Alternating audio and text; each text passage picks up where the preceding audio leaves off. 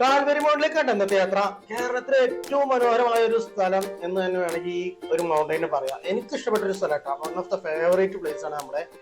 ഒരു ഇത്തരമുള്ളൊരു കാറ്റഗറിയിലാണ് പോണത്. ഞാനൊരു പൊട്ടക്കണ്ണടക്ക് വെച്ചിട്ട് വണ്ടി ഓടിക്കുക പോവാണ്. അപ്പൊ ഈ മലയുടെ മണ്ടയിലെത്തിയില്ല അപ്പുറത്തൊരു കാഴ്ച എന്ന് പറഞ്ഞാലേ വേറെ ഒരു ലെവലാണ്. അപ്പൊ നമ്മൾ വണ്ടിയായിട്ട് ഇങ്ങനെ കയറി പോകുമ്പോൾ തന്നെ കാണാൻ പറ്റും അതിന്റെ ഒരു ബ്യൂട്ടി. ആ റൈറ്റ് സൈഡിലുള്ള കാഴ്ചകളൊക്കെ ഉണ്ടല്ലോ, ഭയങ്കര രസട്ടാ. നമ്മൾ ഇതിന്റെ മണ്ടയിലെത്തിയാൽ നമ്മൾ കാണാൻ പോണ കാഴ്ച ഇന്നതാണ് നമുക്ക് പ്രെഡിക്റ്റ് ചെയ്യാൻ പറ്റില്ല. അവിടെ എത്തിക്കഴിഞ്ഞിട്ടുണ്ടെങ്കിലും കണ്ട താഴെ ഇങ്ങനെ ആ വെള്ളം ഒഴുകി പോണ ഒരു ഭാഗം ഉണ്ടല്ലോ, എന്ത് രസം എന്നറിയോ, ആ ഒരു പുഴ പോലെ ഇങ്ങനെ കിടക്കുന്നത്.